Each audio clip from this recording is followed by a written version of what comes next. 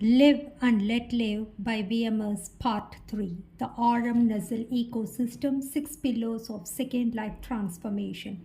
Healing was never enough. They built systems so people could rebuild not merely their hearts but their futures.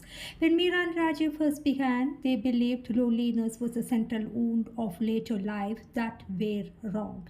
Loneliness, they discovered, was often only the symptom. Beneath it lay deeper fractures, abandoned ambition, emotional illiteracy, unprocessed grief, romantic starvation, economic irrelevance, forgotten talent, and social exile. Dreams deferred so long they had nearly fossilized.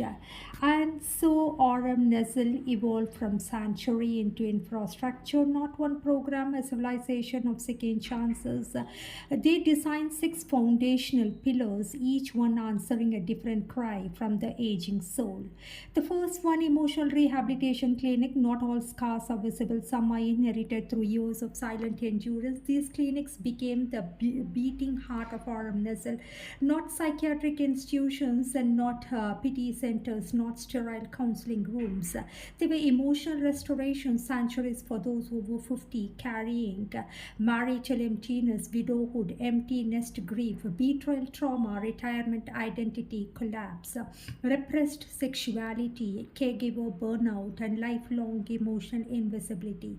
Each clinic combined psychology, somatic healing, grief, literacy, expressive arts, and community reintegration. The scenario, the woman who forgot her voice, Shalini, 58, arrived at 32 years of marriage after her husband had never physically harmed her. He had simply never emotionally known her. I don't know what I like, she confessed during intake.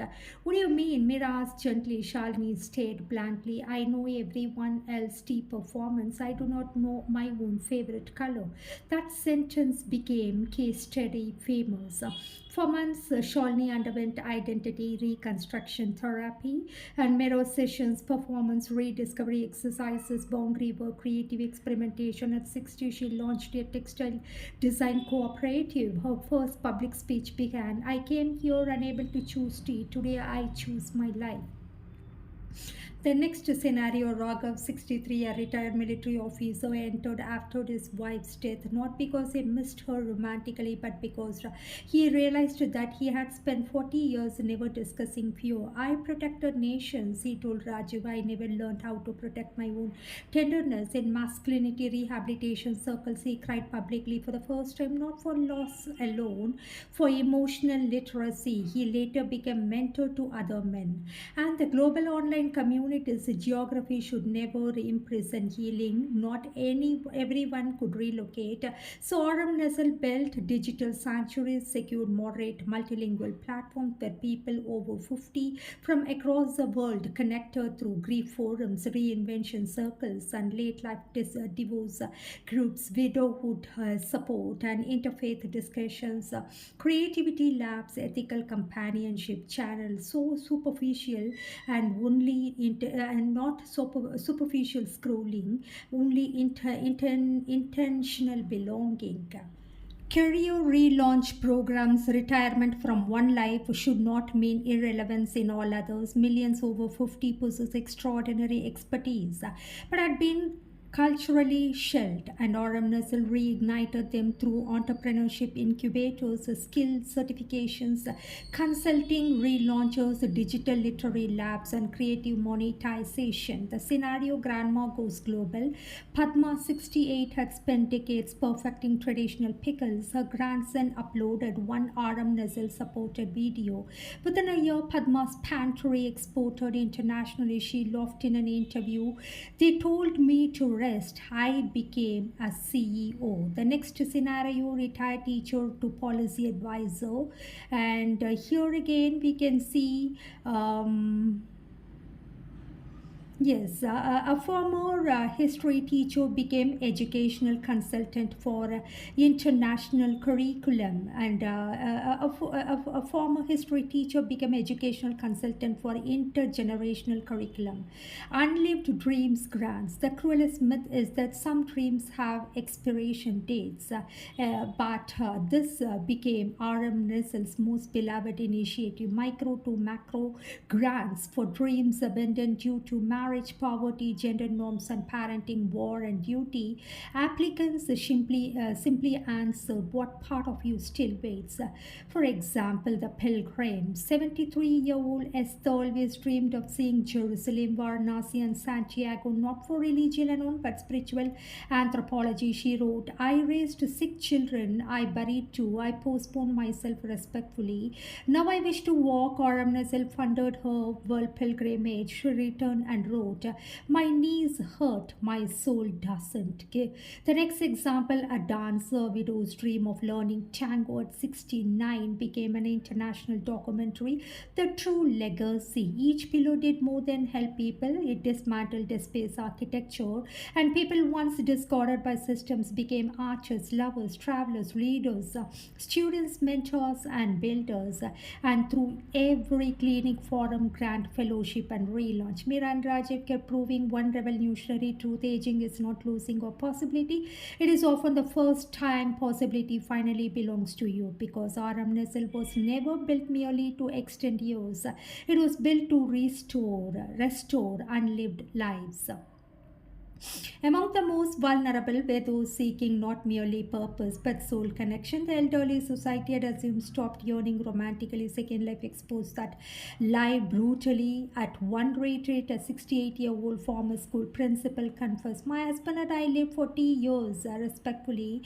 We never once held hands for comfort. I don't want sex. I want someone to ask what scares me before I die. Another man, 72, admitted through shaking breath, I sit beside my wife every evening. We discuss medicine with our grandchildren, but no one has touched my soul in decades. And these were not scandals, and they were epidemics. And Meera, often emotionally shattered, yet fiercely composed, told Rajiv one night, we are not treating loneliness, Rajiv. We are confronting civilization's greatest lie, that survival is enough. And their own love deepened through service. They remained passionately intimate, but their intimacy had evolved beyond private salvation. Now they carried others too. Late nights became strategy sessions, and morning tea became policy planning. Shade baths became spaces for discussing emotional ethics, and even exhaustion became partnership. Are we doing enough? Mira's once curled against him after a 17-hour summit, and Rajiv kissed her forehead gently. We are teaching people not to die before death, and for now, this is enough. And perhaps that was the true genius. They never positioned themselves as fantasy, they were evidence. Proof that second life was possible, that reinvention was not betrayal. The soulmates need not belong only to youth. That love after 50 could be ethical, intellectual, erotic, and revolutionary. By 60, Meera and Rajiv were no longer merely a couple. They were movement makers, architects of emotional resurrection.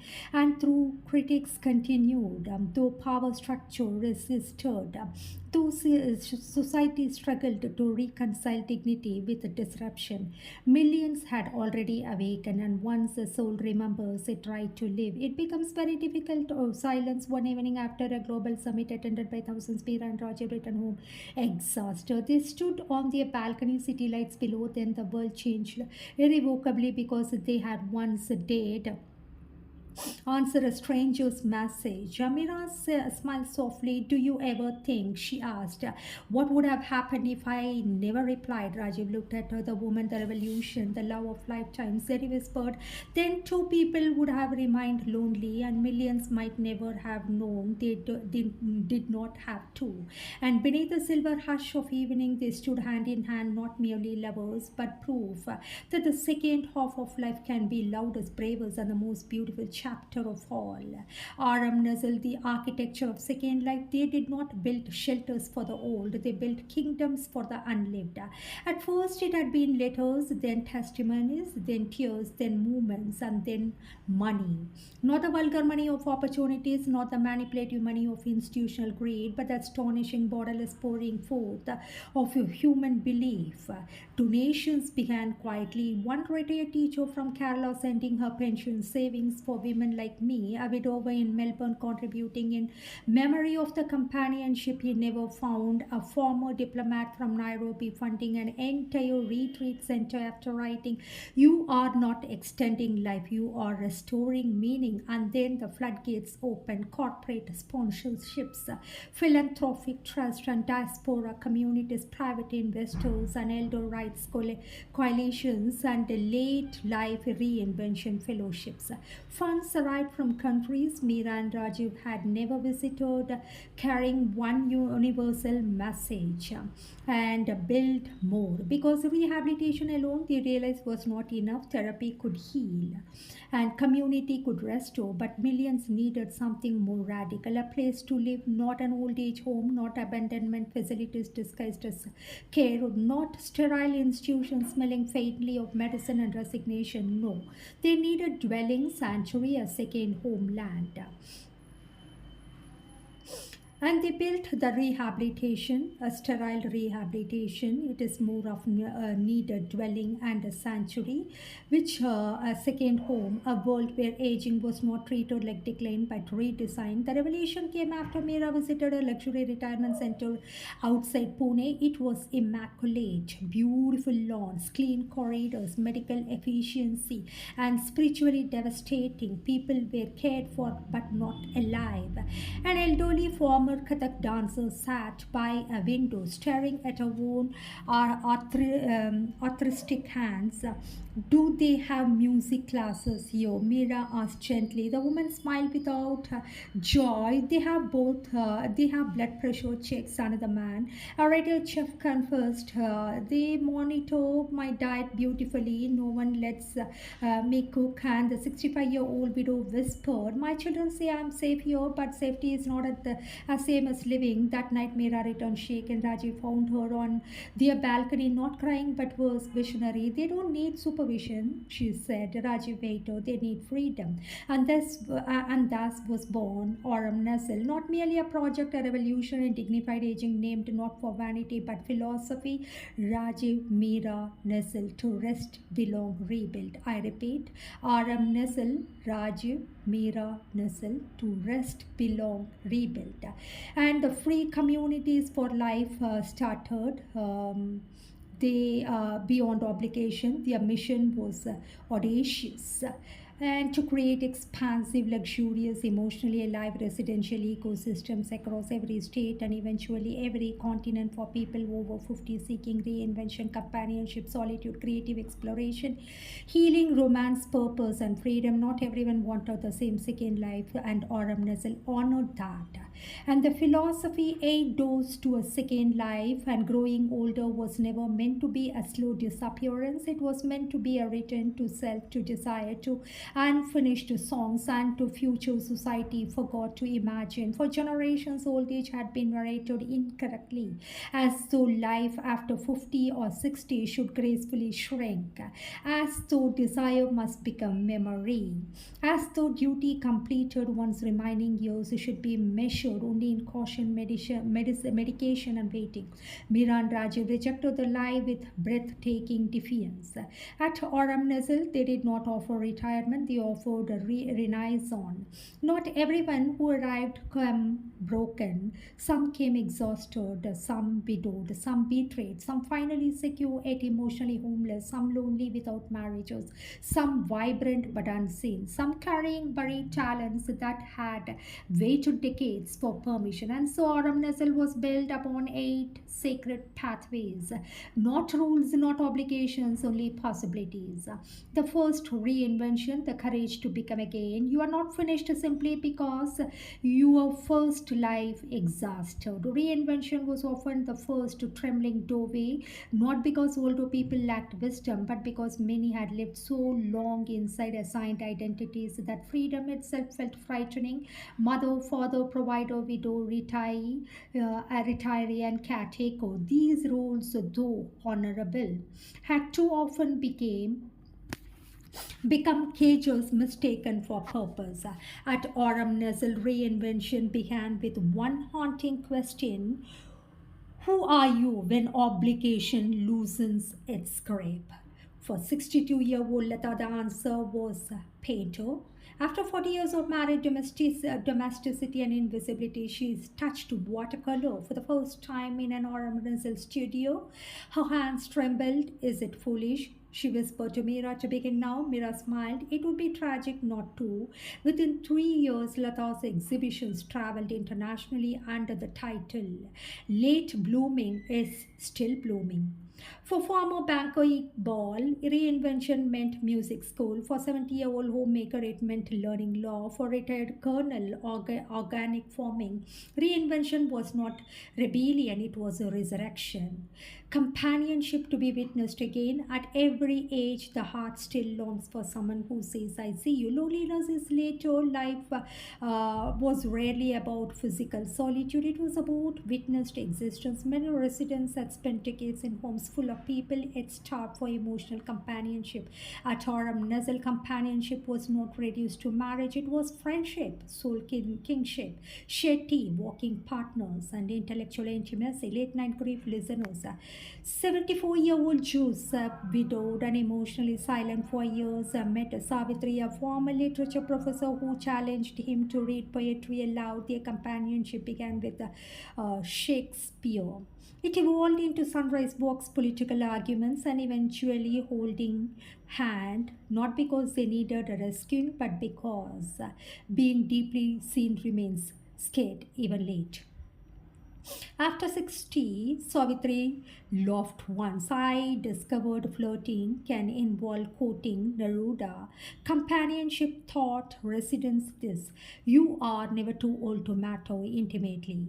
The next, it is about the solitude, the luxury of belonging to yourself. Not everyone seeks another person. Some seek their own long abandoned voice.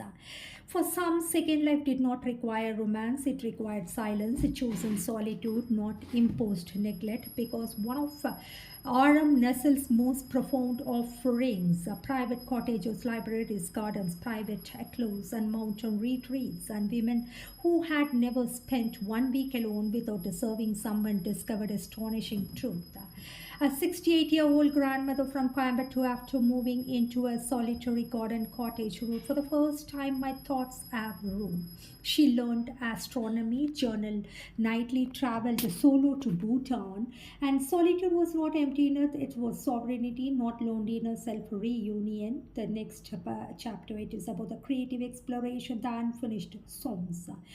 Dreams deferred by duty but not die, they wait. Perhaps the most emotionally explosive spaces in Autumn nestle where its creative sanctuaries, dance halls, where rhythmic feet rediscovered rhythm, writing rooms where buried memoirs surfaced, recording studios for 70-year-old singers, and culinary academics for forgotten chefs. One former school principal, age 67, confessed she had always wanted to perform Bharatanatyam. Is my body too old? I repeat, is my body too old? No, Meera said, only your fear is. Her debut recital titled Wrinkles in Rhythm became legendary. Creativity became proof. Expression has no expiry date.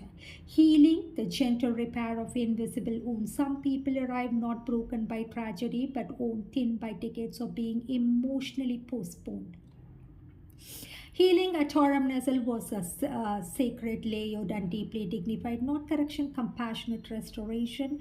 And they were grief circles for widows, masculinity healing forums for emotionally repressed men, divorce, dignity retreats, and trauma sensitive therapies, and forgiveness programs. At 69-year-old retired surgeon once admitted, I saved lives professionally. I never learned how to feel my own. Healing taught him softness. A woman abandoned emotionally for 30 years learned anger was not ugliness, it was evidence, and healing became the bridge between surviving and living. The next it is about the romance, love beyond youth's deadlines. The soul does not retire from longing. Society had cruelly implied that romance belonged only to the youth. Aurum Nestle dismantled that myth beautifully. Here, romance was not desperation, it was choice reborn. Moonlit dinners and companionship circles, ethical late life matchmaking, dance evenings. Two widowers met over gardening, and then a poet and retired judge fell in love through debate. A 65-year-old woman received her first love letter. She cried not because it was late, but because it was real. A romance after 50 was not lesser, it was often purer, freed from performance, grounded in truth. And next, it is about the purpose to matter beyond survival. Breathing is not enough, the soul needs contribution. Purpose became essential. Many older adults did not fear death most, they feared irrelevance. So Aurum Nasal transformed residents into mentors, teachers, creators, entrepreneurs, and grandmothers became language coaches, and retired engineers taught innovations, and former homemakers learned businesses, and elders became policy advisors. And a 70-year-old woman who once believed life had ended became the director of Aurum Nasal's and culinary entrepreneurship wing. Purpose restored dignity. The next it is about the freedom, the final sacred inheritance to choose one's own life even late is perhaps the purest form of liberation. Above all, Aurum Nasal offers freedom, freedom from guilt, freedom from societal expiration dates, freedom from performative sacrifices, freedom to stay single, freedom to mingle, freedom to travel, freedom to pray, freedom to love, freedom to begin again. Freedom was not abandonment, it was authorship, the new future. And so through reinvention, companionship, solitude, creative exploration, healing, romance, and purpose and freedom, older people did not fade, they expanded. They became painters at 70, lovers at 65, travelers at 80, writers at 90, teachers after retirement, dreamers after grief. Meera and Rajiv had not merely built communities, they had written the final chapters of millions, because the future they believed did not belong only to the youth. It belonged to anyone brave enough to claim the life still waiting within them. In Aurum Nasal, countless souls finally dead, not by asking, am I too old, but by daring instead, how alive can I still begin? As single beings, and for those who desired peace, introspection, books, gardening, writing, prayer, solo travel, women who had never lived alone by choice, men learning selfhood beyond private providerhood, and private cottages, libraries, meditation spaces, art studios, scholar residences. The mingle codes for those craving friendship, emotional reconnection, music, communal dining, philosophical circles, language classes, dance halls, widows rediscovering laughter, and divorces rebuilding identity, retired professors debating poetry over breakfast, the jingle residences for the brave-hearted, late life companionship, ethical romance and soulmate forums and shared travel programs. Couple willows, not scandal choice, because Aurum Nasal held one sacred principle: love does not expire. They built spaces where a 70-year-old woman could finally learn piano, a former army officer could write memoirs, a homemaker could launch a spice business, and a widower can fall in love again without shame. Interfaith friendships could thrive, and rituals could remain personal. Religion could be practiced freely, and no one's customs were erased, and no one's loneliness was institutionalized.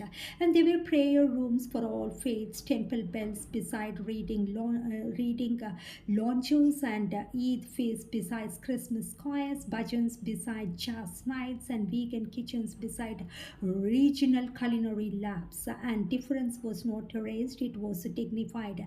Let them remind themselves, Raju often said during planning, not corrected, not categorized as liberated, and flourish it did. Aurum Nazal expanded India, Sri Lanka, Singapore, Canada, UK, Kenya, Australia, and UAE. Everywhere the response was seismic. Applications surged not merely from the destitute but from the emotionally exhausted. And doctors, teachers, widows, artists, retired bureaucrats, and former homemakers, people wealthy in savings but bankrupt in belonging. One 68-year-old former judge shocked her family by moving in Aurum Nazal, Jaipur. When asked why, she said, "For 40 years I upheld justice, and for the first time I'm choosing it."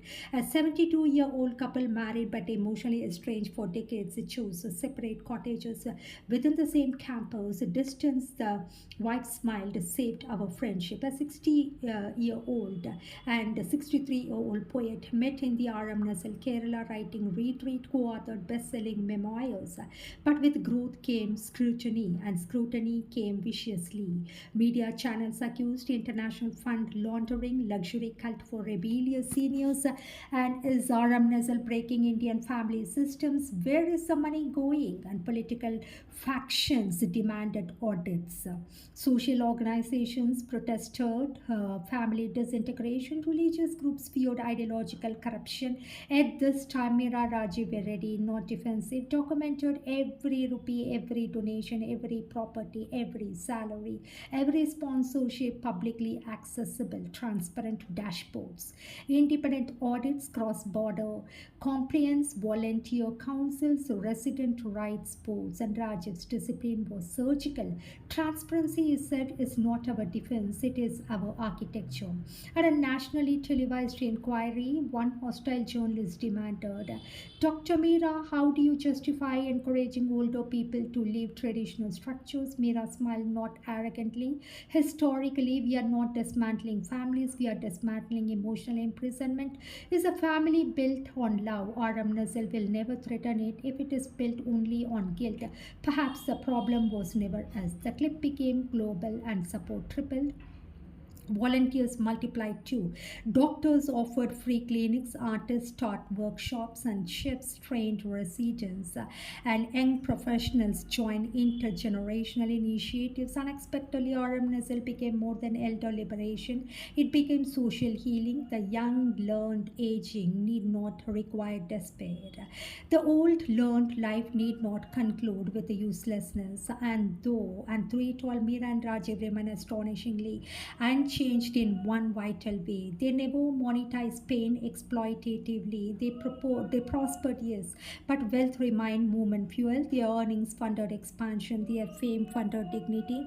Their love funded architecture. Late at night, they still reviewed applications together, still debated ethics, still cried over letters, still held each other when stories grew unbearable. One evening after inaugurating their 50th Aurum Nazal campus, and Meera sat exhausted, her head resting on Rajiv's shoulder. "Did you ever imagine," she whispered, "that our loneliness would one day house millions?" Rajiv kissed her silver-threaded hair. "No," he said softly, "but perhaps that is how healing works." And what nearly destroyed us became shelter. And so Aurum Nazal was never a mutt, never a religious empire, never an ideological prison. It was freedom, structure, dignified, transparent, global. A declaration that aging was not exile, it was expansion. And because two people once dared to choose life after 50, millions no longer fear growing old. They began instead to look forward to becoming free. The next chapter, it is to live together. Uh, they had spent the first half of life surviving separately. They chose the second half to become inseparable in purpose, peace, and presence. There are loves built on excitement, there are loves built on longing, and then there are the rarest loves of all, those built on deliberate daily devotion. Not the fever of pursuit, not the intoxication of uncertainty, not stolen hours of dramatic declarations, but something infinitely more difficult, a sustained wholeness. For Mira and Rajiv, after the revolutions, after the departures, after the movements, they built the millions they touched. The true masterpiece of their love was not merely that they found one another. It was how they chose and every single day not to lose one another again because at 50 plus love was no longer abstract. Time had shaped now pulse, mortality. They did not live with fear of death but with reverence for finitude.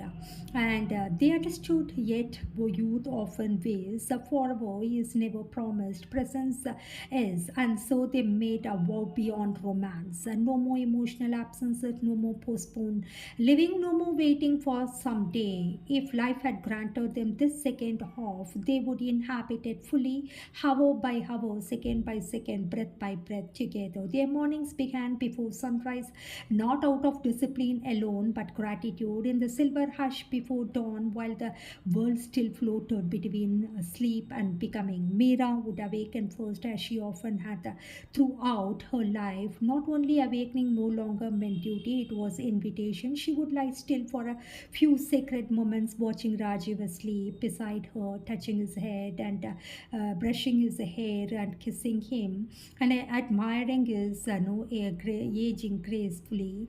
The once lonely man whose very breathing had become one of her life's greatest comforts. She never stopped marveling at her, how extraordinary she thought the peace could sound like another person breathing without fear. Sometimes she would greatly brush back the silver from his forehead, and Rajiv, even half asleep, would instinctively reach for her hand, always as though some ancient part of him still feared losing what destiny had written. Still here, he would murmur, and Mira every single time would smile, still here. They began each day with silence, not emptiness, a sacred silence, meditation on their east facing veranda as dawn poured gold over gardens, fountains, and the lives they had helped rebuild through Aram Nestle. Side by side on woven mats, they breathed not merely for health, but alignments. No gurus, no performance spirituality, no borrowed philosophies, only this breath, gratitude, and awareness. Sometimes their fingers touched lightly while meditating, not to interrupt solitude, but to remind each other. Even in stillness, I am with you. Afterward came movement, and their bodies, though aging, were no longer neglected vehicles of sacrifice. They honored them. Morning walk through Aramnazal campuses often became processions of affection. Residents waved, some joined, others loved watching the founders debate poetry over while stretching. Meera favored yoga, fluid and precise. Rajiv preferred brisk walking, resistance training, and eventually, somewhat reluctantly, the dance therapy classes Meera insisted he try. Rajiv, she laughed once, watching his stiff discomfort in salsa class. You have revolutionized aging, but fear rhythm. I do not fear rhythm, he protested with dignified offense. I fear public humiliation. She pulled him away, and in time, the man who once measured him, his life and strategy, learned to laugh at missed steps. This too was healing. Their workdays were astonishingly full and astonishingly shared. They designed their empire not around separation but integration. Know his world and her world. Only partnership morning. Strategy meeting where breakfast policy reviews during travel, emotional rehabilitation frameworks discussed in airport lounges, and funding ethics debated while cooking dinner. They discovered something revolutionary. Love need not complete with purpose, it could expand it. Mira handled therapeutic structures, emotional frameworks, resident welfare. Rajiv orchestrated expansion, governance, and legalities finance. But each remained deeply involved in other spheres, not from control but curiosity. What are you are women teaching by this week? Raji would ask over tea. Mira would smile that women over 60 are done apologizing, and you are investors, and that transparency terrifies the dishonest men. Travel became both mission and marriage. They crossed continents not as exhausted executives but as awakened pilgrims, quieter for aging philosophies, and Florence for art restoration retreats, Kerala for Ayurveda, Istanbul for intergenerational community models, Nairobi for social healing networks, and wherever they went, they learned, and whatever they learned, they returned with a reinvention. Yet no luxury, however exquisite, even replaced their simplest joy, returning to one another at day's end. Hotel balconies, train compartments, airport delays. It did not matter. Home had ceased being geography. It was presence. Their pilgrimage of purpose, 5 cities, 5 lessons, one shared legacy. They did not travel to escape. They traveled to gather wisdom enough to redesign it.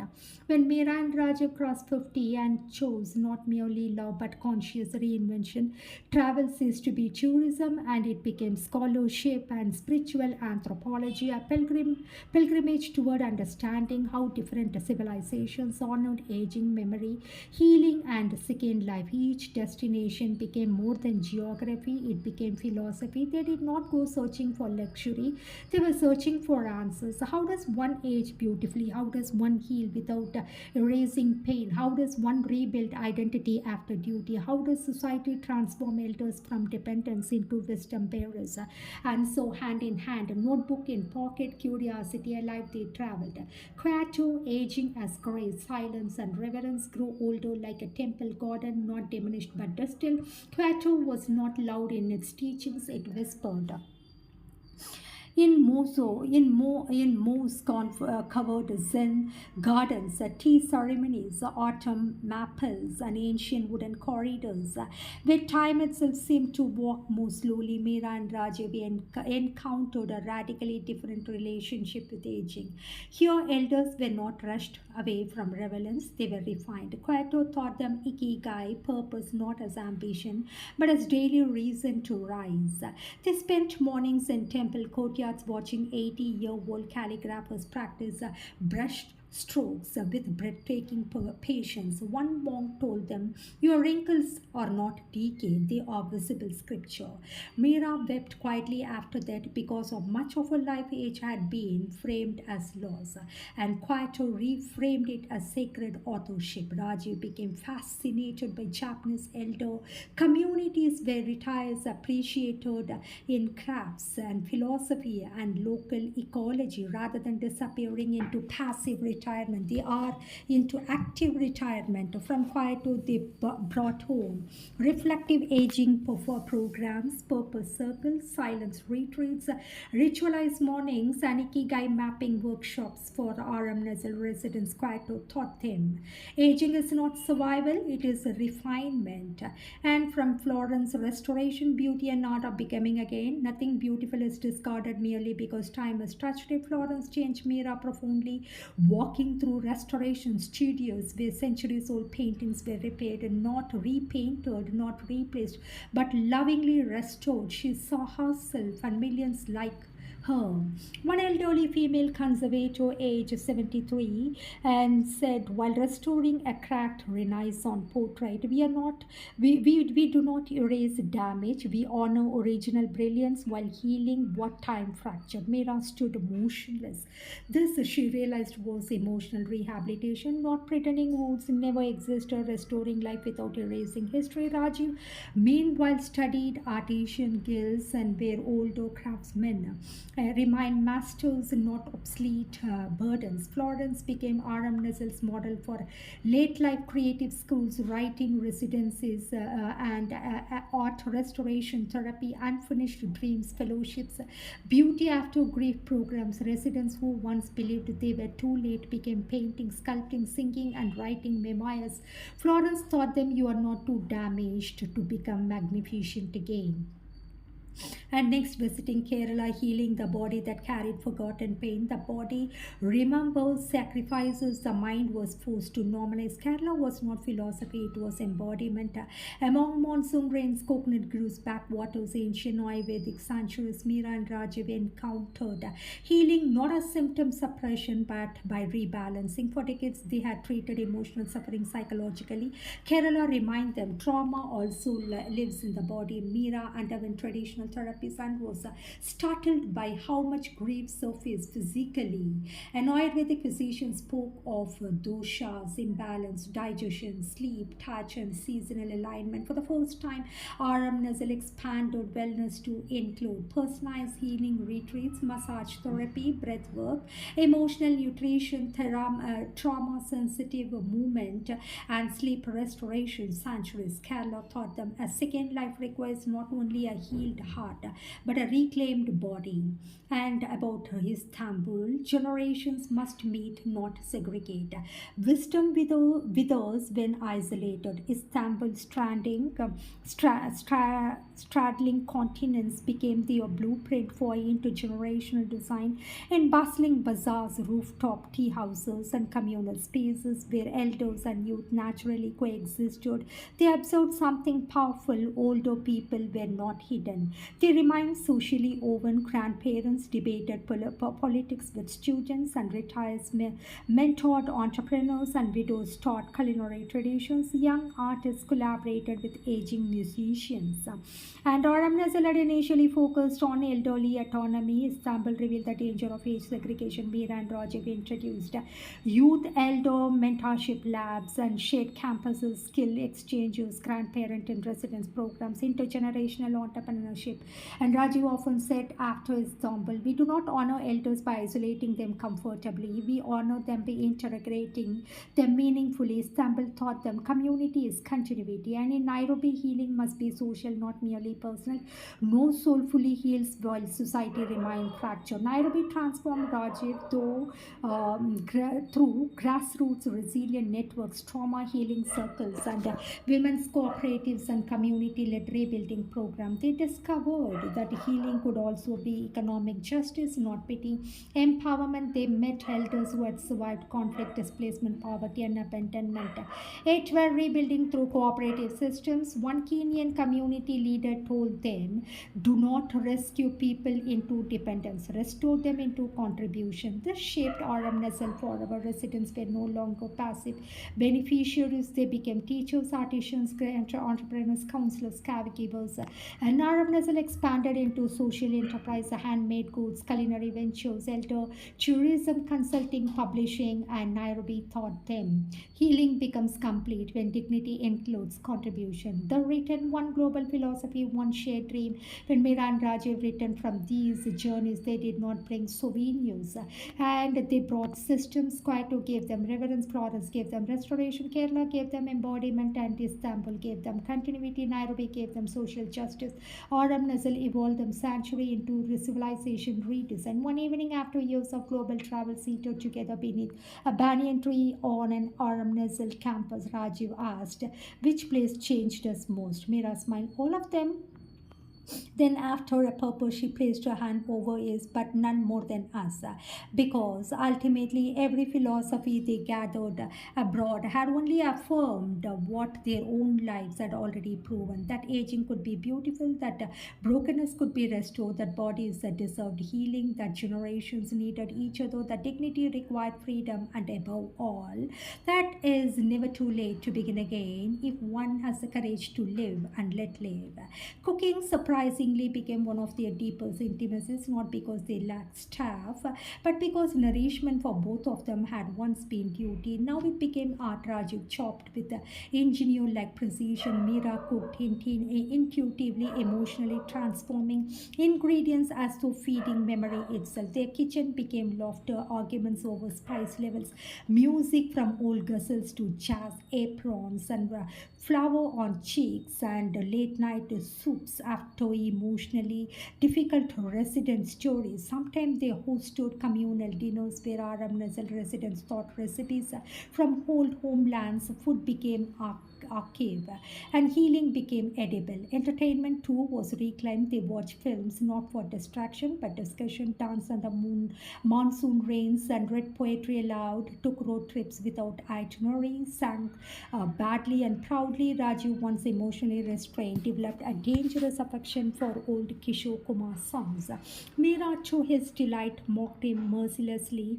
You are flat, I'm passionate. You are flat, passionately. And beneath all their fullness remained one profound, unspoken ache: time.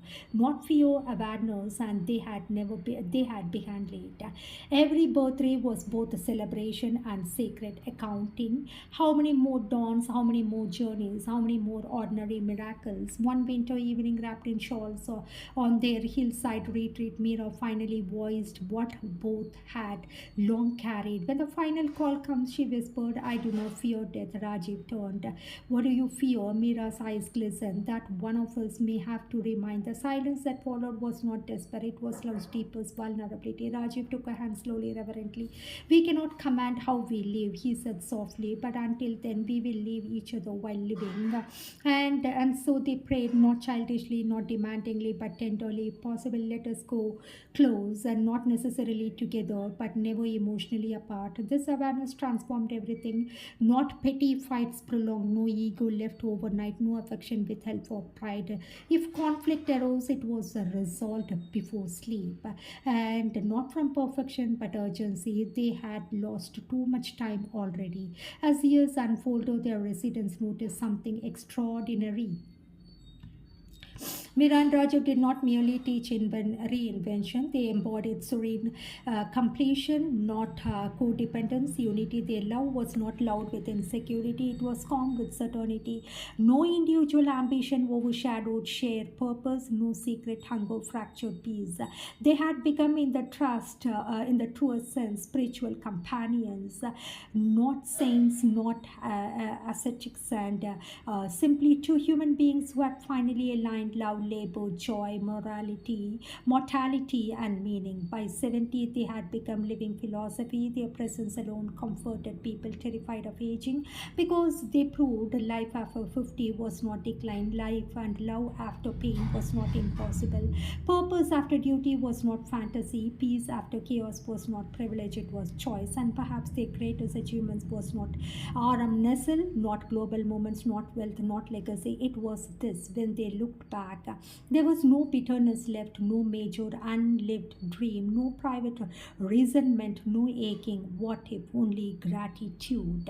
And they had loved, built, served, traveled, danced, healed, belonged fully. One evening, long after sunset, seated together in silence as stars emerged above the sanctuary they had built, Mira rested her head on Rajiv's shoulder. "Do you think," she asked softly, "we did enough?" Rajiv smiled, that extraordinary smile of man who had once nearly disappeared inside expectation and now existed only. "No," he said gently. Mira looked up startled. He kissed her forehead. "We did everything," and in that answer lived the final triumph of their story. Not perfection, completion. They had lived, and when the time came, they would leave, not with regret, but together in spirit, as they had always been destined. One soul, two bodies, one fulfilled life. Live and let live by VMS.